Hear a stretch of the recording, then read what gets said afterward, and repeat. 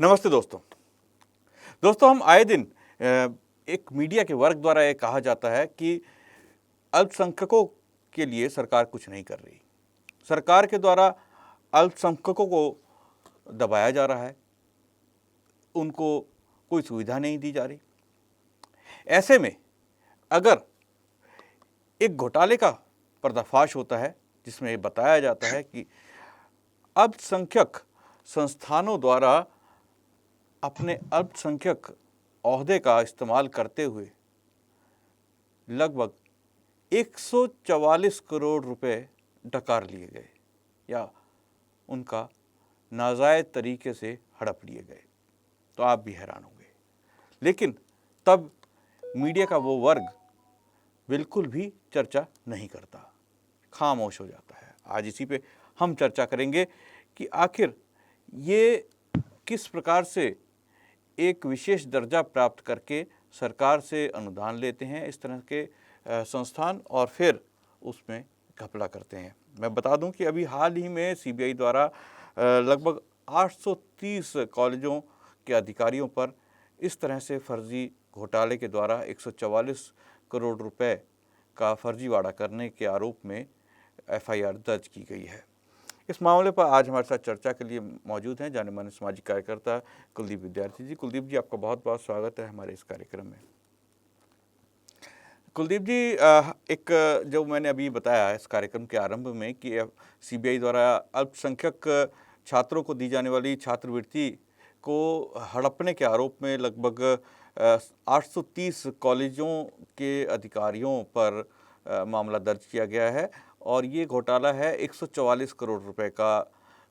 तो थोड़ा सा मैं आपसे जानना चाहूँगा कि सरकार ये किस तरह की छात्रवृत्ति अल्पसंख्यकों को देती है और किस तरह से ये उनके पास तक पहुँचती है और क्यों देती है?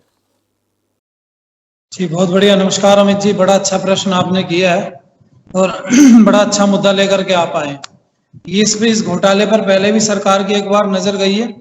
उत्तर प्रदेश में जिस समय पर ये समाजवादी पार्टी की सरकार थी, उस समय पर भी ये बात सामने आई थी कि ऐसे बहुत मदरसे चलते हैं कागजों में जिनमें ना कोई विद्यार्थी पढ़ता है, ना पढ़ाने वाला कोई व्यक्ति पढ़ा रहा है, केवल आधार उनका नंबर और ऐसा लिख करके उनके नाम लिख करके तो उनको ऐसे फर्जी मदरसे बना दिए गए। तो ये जो सरकार इनको अनुदान देती है, आपने बहुत बढ़िया प्रश्न किया है। तो कोई अल्पसंख्यक हो तो सरकार उसको बढ़ाने के लिए निरंतर कुछ ऐसे कार्य करती है जिससे वो व्यक्ति आगे बढ़ पाए। अल्पसंख्यक को जिनको आप लोग बोल रहे हैं, पहली बात तो ये कि अगर नई तरीके से इनको चिन्हित किया जाए, इनका नामकरण किया जाए तो अल्पसंख्यक नहीं, अभी बहुसंख्यक हो गए हैं। क्योंकि 20 करोड़ लोग अल्पसंख्यक कभी नहीं हो सकते किसी देश में। हमारे देश की जनसंख्या का अगर आप देखेंगे कुल मिलाकर के 140 में से 20 करोड़ लोग तो लगभग ही हैं, तो 20 करोड़ लोग अल्पसंख्यक के अंतर्गत नहीं आते, पहली बात तो है। दूसरी बात, सरकार इनको आगे प्रोत्साहन देती है। प्रोत्साहन किस लिए देती है? सरकार ये चाहती है कि पढ़े लिखे और ये मुख्य धारा में ये लोग आ जाएं जो अल्पसंख्यक हैं। लेकिन कमाल की बात यह है, जैन समुदाय भी अल्पसंख्यक है, लेकिन वो तो कभी किसी के आगे हाथ नहीं फैलाता। सिख भी अल्पसंख्यक में भारत में आते हैं, वो किसी के आगे हाथ नहीं फैलाते घूमते। बौद्धिस्ट भी अल्पसंख्यक में आते हैं, वो कहीं मांगते खाते नहीं घूमते। ये अल्पसंख्यकों के अंदर इस्लामी कैसे आ जाता है, मेरी समझ में बात नहीं आती है। और इस सरकार इनको जो प्रोत्साहन राशि देती है कि भाई बच्चे इनका हौसला अफजाई होगा, ये बढ़ेंगे, अपनी जरूरत की सामानों को पूरा कर लेंगे, इसलिए सरकार इनको देती है सभी छात्रवृत्ति वगैरह। लेकिन इन्होंने इसका मिसयूज किया और ऐसे स्कूल में आप अगर कहीं अनुदान लेना देना हो तो बहुत सारे सरकार के भी अधिकारी आते हैं, उसको जांच करते हैं। लेकिन ये कहाँ इनकी आंखें बंद थी लोगों की कि भाई मदरसे में इतना अनुदान दिया गया, 144 करोड़ रुपए खा गए वो लोग, और कहाँ बैठी थी सरकार, अभी तक जांच भी नहीं कर पाई। तो मैं कहना चाहूंगा बड़े सुनियोजित तरीके से ये पूरे के पूरे लोग इस तंत्र को खोखला करने में लगे हुए हैं और केवल यही शोर मचाते कि हम अल्पसंख्यक को, और कोई शोर मचाने को नहीं। जी बिल्कुल। जो अल्पसंख्यक मंत्रालय ने जो शिकायत दर्ज कराई है सीबीआई के माध्यम से, उसके अनुसार 2017 से लेकर 2022 के बीच 65 लाख अल्पसंख्यक छात्रों को केंद्र ने 3 अलग अलग योजनाओं के तहत छात्रवृत्ति दी थी। ये छात्रवृत्ति प्री मैट्रिक छात्रवृत्ति, पोस्ट मैट्रिक छात्रवृत्ति और 6 अल्पसंख्यक समुदाय यानी मुस्लिम, ईसाई, सिख, जैन, बौद्ध, पारसी छात्रों को ये छात्रवृत्ति दी गई थी। इसी के अंदर जो ये 830 संस्थान थे वो उनकी जांच हुई और उन जांच में पता चला कि पिछले 5 वर्षों में 144.83 करोड़ रुपए का घोटाला हुआ है। और 10 जुलाई 2023 को आधिकारिक रूप से जांच के लिए मंत्रालय ने कहा था। उसके बाद सीबीआई की जांच हुई और इसके तहत 34 राज्यों के 100 जिलों में पूछताछ की गई। आपने सुना होगा कि सरकारें जांच कर रही हैं और बहुत हंगामा भी हुआ। उसमें 1572 संस्थानों में से 830 संस्थानों में धोखाधड़ी की शिकायत सही पाई गई। ये संस्थान 34 में से 21 राज्यों में है और अभी भी कई राज्यों में ये जांच चल रही है और इन संस्थानों के खातों को सरकार द्वारा जो है वो फ्रीज कर दिया गया है।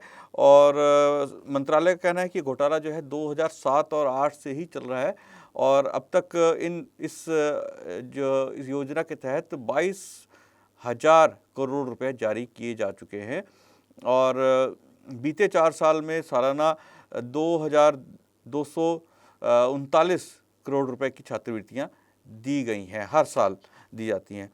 तो कुलदीप जी, ये एक बहुत बड़ा आंकड़ा है, 22,000 करोड़ रुपए जारी किया जाना और उसमें से इतने अधिक 34 में से 21 राज्यों में जो हैं इस तरह के घोटाले पाए जाना, 1572 संस्थानों में से 800, एक तरह से आधे से ज़्यादा जो संस्थान है वो एक तरह से फर्जीवाड़ा कर रहे हैं छात्रों के नाम पर।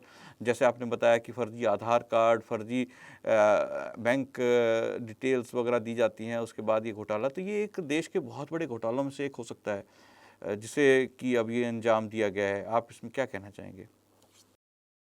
जी, घोटाला तो है ही है भाई। घोटाला अगर नहीं होता तो कैसे पकड़ में, ये भी अभी जांच का विषय है। ये जो 2200 करोड़ रुपए सालाना का आप बता रहे हैं कि भाई इतने रुपए दिए गए हर वर्ष, तो ये अगर जांच की जाएगी तब पता चलेगा इन सब चीजों का। इनमें पूरे लिप्त हैं ये लोग। कहीं आप देखो कोई स्टूडेंट नहीं, कुछ नहीं, फिर भी छात्रवृत्ति सब पूरी गटक गए, खा गए। ये भारत को खोखला करना चाहते हैं। इनका उद्देश्य केवल एक ही है, धर्म के नाम पर। आप सोचो अगर ये अल्पसंख्यक है तो भारत में पत्थरबाजी क्यों करते हैं? अगर ये अल्पसंख्यक है तो भारत के अंदर इनके क्षेत्र में जब मुस्लिमों का, इस्लाम के कोई लोगों की संख्या बढ़ने लगती है तो वहां पर क्यों हिंदू असुरक्षित हो जाता है?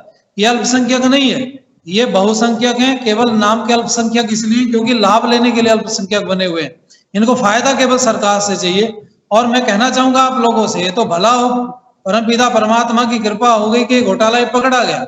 नहीं पकड़ा जाता तो ये लोग क्या काम करते? ये हजारों करोड़ रुपया केवल और केवल, इनका एजेंडा भारत को आगे बढ़ाना नहीं, इनका एजेंडा केवल और केवल अपने इस्लाम को आगे बढ़ाना है।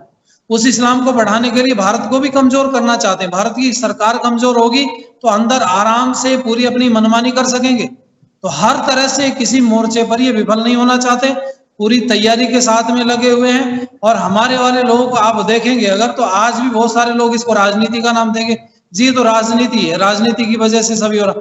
ये राजनीति नहीं, मैं कहूंगा लोगों से आंखें खोलो, इस विषय को देखना चाहिए और इसको गंभीरता से लेना चाहिए। क्योंकि ये जो पैसा गया है ये किसी ने अपने घर में प्रयोग नहीं किया होगा। ये जो मदरसे में जो घोटाला हुआ, मदरसे जो फंड का घोटाला हुआ, मदरसा फंड घोटाला, ये किसी व्यक्ति की एक की जेब में नहीं गया। इसका हो सकता है आईएसआई के लिए या पीएफआई के लिए इसका पैसा हो सकता है वहां भी लगेगा। मैं एक नई बात बता रहा हूं आपके चैनल पर, ये जांच होने दो, जांच का विषय है। ये पैसा मिलिटेंसी में, आतंकवाद में, इन सब चीजों में भी लगा होगा। आप देखना, इसको गहराई से जब पता चलेगा तब ये बात सामने निकल करके आएगी कि ये जो लोग बैठे हैं घोटालेबाज, ये केवल अपने लिए घोटाला नहीं करते हैं, ये घोटाला कर रहे हैं और उन लोगों के लिए, पीएफआई के लिए, आईएसआई के लिए या आतंकवादियों के लिए, मिलिटेंसी को बढ़ाने के लिए लोग घोटाला कर रहे हैं। जी जी कुलदीप जी, इसमें मैं एक और चीज़ कहना चाहूँगा कि आपने कहा कि ये पीएफआई, आईएसआई या जो भी है इस्लामिक संगठन ज़्यादा कर रहे हैं, लेकिन ईसाई संगठनोों में भी इस तरह के घोटाले पाए गए हैं। क्योंकि जो मेरे पास प्राप्त आंकड़े हैं, छत्तीसगढ़ में जो संस्थान है जांच में, वहाँ पर 62 संस्थान हैं और वो सभी के सभी निष्क्रिय या फर्जी पाए गए। तो 62 में कुछ जो है वो ईसाई संगठन भी हो सकते हैं, क्योंकि छत्तीसगढ़ के अंदर बहुत सारे ईसाई संगठन भी इस तरह के कार्य कर रहे हैं, अपने आप को पढ़ाने का दावा करते हैं कि हम गरीबों को, आदिवासी क्षेत्रों में बच्चों को पढ़ाते हैं, लेकिन वो भी इस तरह के दावे कर रहे हैं। राजस्थान में जांच में 128 संस्थानों में से 99 फर्जी थे, यानी एक बड़ा नंबर है। 77% जो संस्थान है वो उसमें वो फर्जी हैं। असम में लगभग 255 यानी लगभग 70% संस्थान फर्जी पाए गए। कर्नाटक में 64% यानी 162 संस्थान फर्जी पाए गए। उत्तर प्रदेश में 44% यानी 154 संस्थान फर्जी पाए गए। उत्तर प्रदेश के बाद आता है पश्चिम बंगाल, 39% जो संस्थान हैं पश्चिम बंगाल के वो फर्जी पाए गए। ये एक बड़ा नंबर है। 50% के आसपास जो है संस्थान जो है फर्जी पाए जाना, और इसमें जो है मेरी एक अंदाज़ा है कि शायद इसमें ऐसे भी संस्थान हों जहाँ पर एजुकेशन के नाम पर जो है मतांतरण का कार्य भी किया जाता हो, क्योंकि पश्चिम बंगाल है, असम है, राजस्थान है, कर्नाटक है। कर्नाटक में अभी हिजाब मामला काफ़ी उछाल पे था। उसके अलावा छत्तीसगढ़ हम देखते हैं, वहाँ पर ईसाई मिशनरीज़ शिक्षा के नाम पर काफ़ी ज़्यादा इस तरह के फर्जीवाड़े करते हैं। तो ये सब चीज़ें इसमें कहीं ना कहीं आपको नहीं लगता कि मतांतरण का भी खेल हो सकता है कि आप हमारे इसमें आ जाइए, हम आपको इस तरह से पैसा मिलेगा, जो कि होगी वास्तव में छात्रवृत्ति या इस तरह से कोई चीज़? जी, आपने बिल्कुल सही बात बोली है। छत्तीसगढ़ में अगर 200 करोड़ रुपए आता है तो 200 करोड़ रुपए में से ज्यादातर अल्पसंख्यकों के लिए चला जा रहा है। मतलब मैं समझता हूं कि उसमें से 10% रुपया भी वो सनातन धर्म के संस्थानों के लिए नहीं लगता है। और ये लोग क्या काम करते हैं, ये सेवा के नाम पर धर्मांतरण कर देते हैं उनका।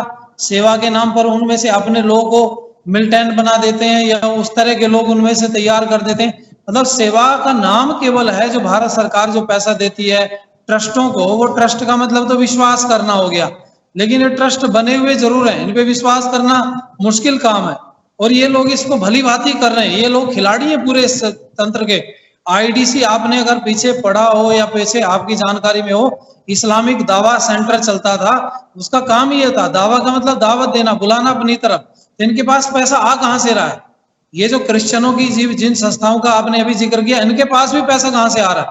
ये सब सरकार को लूटने का काम करते हैं, या कई राज्यों में अपनी पैठ बनाए हुए हैं जहां पर भारत सरकार या फिर राज्य सरकारें इनको खूब पैसा खर्च करती है। जैसे आप ये देखो, अभी तेलंगाना में आप देखो, तेलंगाना सरकार हजारों करोड़ रुपया अल्पसंख्यकों के ऊपर लुटा रही है। और वो अल्पसंख्यक क्या काम करेंगे? यही काम करते हैं, वो मतांतरण करेंगे, उसको दुरुपयोग केवल किया जाएगा। और मैं एक बात दावे के साथ में कहता हूं, ये जो 50% जो गड़बड़ निकले हैं, ये 50% घोटालेबाज केवल और केवल भारत को तोड़ने की बात करते हैं। चाहे वो सांस्कृतिक रूप से तोड़ने की बात करते हो, चाहे जमीनी रूप से तोड़ने की बात करते हैं। इनका उद्देश्य केवल और केवल भारत को तोड़ना और बर्बाद करना है।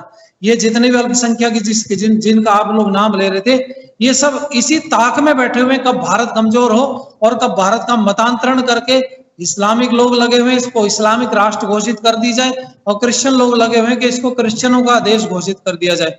इसी बात में दोनों अपनी ताकत लगाए हुए हैं। हिंदू कच्चा माल बना हुआ है, और ये जिसको जो मर्जी जिधर प्रभाव देखता है, जिसकी बातें मजबूत देखता है, उसकी तरफ भी चला जा रहा है। जी बिल्कुल आपने सही कहा। दोस्तों मैं आपको बता दूं कि ये जो अल्पसंख्यक छात्रवृत्ति है, ये भले ही केंद्र सरकार देती है, लेकिन जो ये मदरसे हैं या जो भी इस तरह के संस्थान उस छात्रवृत्ति के लिए अपने आप को रजिस्टर कराना चाहते हैं, उसकी सत्यापन की जिम्मेदारी, उसको रजिस्टर करने की जिम्मेदारी जो है वो राज्य सरकारों की होती है। राज्य स्तर पे उनको रजिस्टर किया जाता है, उसके बाद केंद्र सरकार से उनके नाम पर जो ये छात्रवृत्ति आती है और बच्चों तक ये सीधी खातों में भेजी जाती है। अब आप बात करेंगे कि किस तरह से खातों में जाती है, तो मैं आपको बता दूं कि केरल के मल्लपुरम में एक बैंक की एक शाखा में 66,000 छात्रवृत्तियां वितरित की गईं। यह छात्रवृत्तियां जो हैं पंजीकृत संख्या से अधिक थी। ये एक पकड़ा गया घोटाला। जम्मू कश्मीर के अनंतनाग में 5,000 पंजीकृत छात्र वाले एक कॉलेज में 7,000 छात्रवृत्तियाँ दी गईं, यानी 2,000 बच्चे ऐसे थे जो फर्जी थे। और कॉलेज की जो संख्या थी वो 5000 छात्रों की ही थी। और इसके अलावा एक अभिभावक का जो फ़ोन नंबर है, मोबाइल नंबर 22 विद्यार्थियों के नाम के आगे जुड़ा हुआ था और ये सभी छात्र जो हैं 9वीं कक्षा के छात्र थे। इसी तरह से एक ऐसा भी मामला आया जहाँ पर छात्रावास की छात्रवृत्ति दी जा रही थी और वहाँ पे छात्रावास था ही नहीं। और असम की भी एक बैंक से जो घोटाला हुआ है, जो स्कूलों के साथ मिलके किया गया, उसमें भी 66,000 लाभार्थी सूचीबद्ध थे और इसमें भी जो टीम जांच के लिए पहुंची उन्हें धमकाया गया और बहुत सारे इसमें इसको लेकर भी काफ़ी हंगामा हुआ।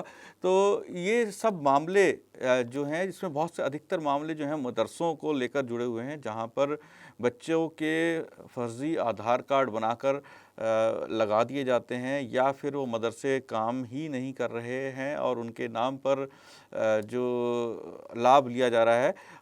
लगभग हमारे देश के अंदर लगभग 1,75,000 मदरसे हैं, जिसमें से सिर्फ 27,000 इस मदरसे इस छात्रवृत्ति के लिए पंजीकृत हैं। तो एक बड़ी संख्या में मदरसे आज हमारे देश के अंदर खुल चुके हैं और अल्पसंख्यक के नाम पर एक तरह से ये एक बहुत बड़ा ही हमारे देश की उस जनता के साथ घोटाला भी है जो अपना खून पसीने की कमाई से टैक्स भरती है, टैक्स सरकारों को देती है और सरकार जो है उसको इन अल्पसंख्यक के नाम पर पैसा हड़पने वाले लोगों तक भेज देते हैं छात्रवृत्ति के नाम पर।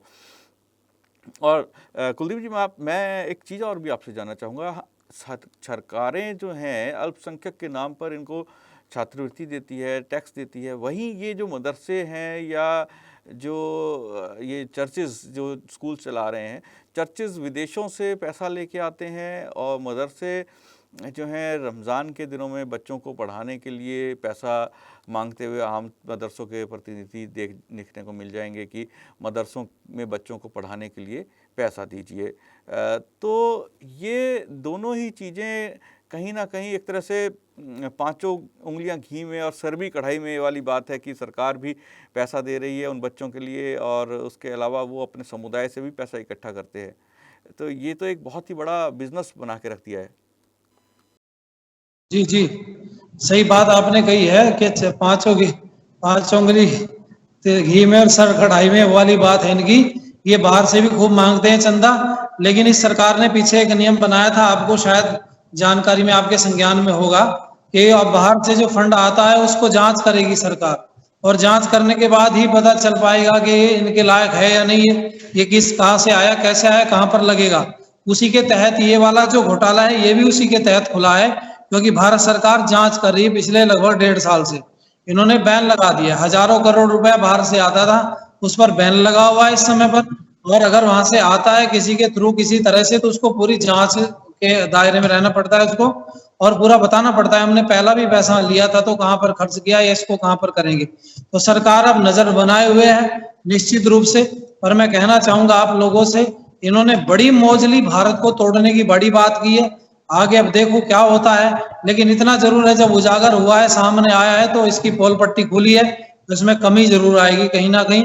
और ये हजारों नौजवान जिनका फर्जी नाम लिख लिख करके घोटाला करके पैसा ले रहे थे, सरकार को चपत लगा रहे थे और उसी सरकार को तोड़ने की बात कर रहे थे। ये वही काम हो गया जैसे पाकिस्तान भारत से अलग हुआ। कर्ज तो पाकिस्तान को भारत का देना था 65 करोड़ रुपए, लेकिन उल्टा और 50-55 करोड़ रुपए उल्टा दे दिया गया, तो उसने हथियार खरीद के भारत पे ही आक्रमण कर दिया। ये लोग भी इसी काम के लिए तैयार बैठे हैं, भारत सरकार से फंड लेकर के इसी के खिलाफ सांस्कृतिक हमले और जमीनी हमले करने की फिराक में बैठे हैं और भारत को तोड़ने की बात करते हैं। रात दिन आप देखो कौन से मदरसे में से निकल करके देशभक्ति के गीत गाए जाते हैं, देश की या देश के लिए समर्पित नौजवान निकाले जाते हैं। मैं सबकी बात नहीं करता, लेकिन बहुतायत में पूरी एनर्जी बर्बाद होती जा रही है। इस एनर्जी को बचाना है तो इन पर पूरी तरह से बैन लगा करके, जैसे असम के मुख्यमंत्री ने कहा था, हेमंत विश्व शर्मा ने, उसने कहा था मैं मदरसों को स्कूल में परिवर्तित कर रहा हूं और उसी पर लगा हुआ हूं। जिसको सरकार अनुदान देती है तो सरकार की मर्जी से पढ़ाया जाना चाहिए ना, उसमें क्या सिलेबस पढ़ना चाहिए, या अपनी मर्जी चलेगी, मतलब पैसा देगी सरकार और मर्जी चलाएंगे अपनी, ऐसा तो वही ठीक है, बेईमानी है। तो इसको मैं समझता हूँ कि इसको अच्छे से जांच हो, इसकी पूरा मामला पर्दाफाश होना चाहिए। जी। जी, बिल्कुल कुलदीप जी, आपने सही कहा। और इस तरह के फर्जीवाड़े भले ही वो किसी भी संप्रदाय, समूह या मत से संबंध रखने वाले बच्चे हों, लेकिन जो सरकारों द्वारा पैसा दिया जाता है वो वहाँ पहुँचना चाहिए। बाकी ये बात कि फर्जीवाड़े के तहत बच्चों को कितने को जो है अनुदान दिया जा रहा है, नहीं दिया जा रहा। और जब याद होगा दर्शकों आपको कि उत्तर प्रदेश सरकार द्वारा इन मदरसों का सर्वे किया गया था, तो बहुत सारी राजनीतिक पार्टियों ने एक तरह से बयानबाजी का एक सिलसिला आरंभ कर दिया था। मीडिया का एक वर्ग शुरू हो गया था कि अब बहुत सारे लोगों की छात्रवृत्तियों को लेकर या एक तरह से हमला करार दे दिया गया था मदरसों पे। लेकिन जब ये रूप सामने आता है तो लगता है कि कहीं ना कहीं वो लोग भी शामिल हैं जो ऐसे फर्जी लोगों के साथ खड़े होते हैं। कुलदीप जी, आप हमारे साथ आज इस चर्चा में जुड़े, आपने अपने विचार रखे, आपका बहुत बहुत धन्यवाद। दोस्तों, कल फिर मुलाकात होगी एक नए विषय और एक नए मुद्दे के साथ। आज मुझे आज्ञा दीजिए। नमस्ते।